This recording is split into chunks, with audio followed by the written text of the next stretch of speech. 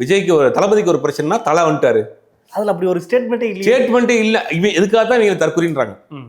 அவங்கள வந்து ஒரு புத்திமதி இருக்காரு, போய் படிக்கப்பாரு, வேலைக்கு போ, உன் வாழ்க்கையை பாரு, உங்கள் அப்பா அம்மாவை பாரு, உனக்கு ஒரு லட்சியம் இருக்குது, அதை அடையிறதுக்கு வழியை பாரு, சினிமா நடிகை முன்னாடி கூட்டத்தை சேராத, சேர்ந்து உயிரை விட்டுறாத அப்படிங்கிறது தான் இருந்தாலும் சொல்கிறார்.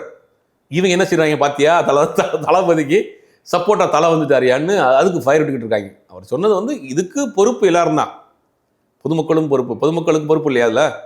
நீங்கள் ஏன் போய் கூட்டத்தை 8 மணி நேரம் 7 மணி நேரம் சாப்பிடாம ஏன் நிற்கிறீங்க? 1 மணி நேரம் நில்லுங்க, 1/2 மணி நேரம் நில்லுங்க, உங்களுக்கு ரொம்ப முடியலன்னா கிளம்பி வந்துடுங்க, ஏன் நிற்கிறீங்க? ஒரு நடிகர் தானே, அவர் வானத்துலேருந்து குதிச்சு வந்த தேவதூதர் அவர்? இல்லை இது சொந்தத்துக்காக பாடுபட்ட சுதந்திர போராட்ட வீரரா? இல்லை இந்தியாவுடைய பார்டரில் நின்று இப்போ ஏதாவது பெரிய சாதனை பண்ணி வந்த சாதனையாளரா? இல்லை இந்தியாவுக்கு ஏதாவது பதக்கங்கள் வாங்கி கொடுத்த பெரிய ஒரு போட்டியாளரா? ஒரு சினிமா நடிகர் தானங்க அவர், கட்சி ஆரம்பிச்சிருக்கிறாரு.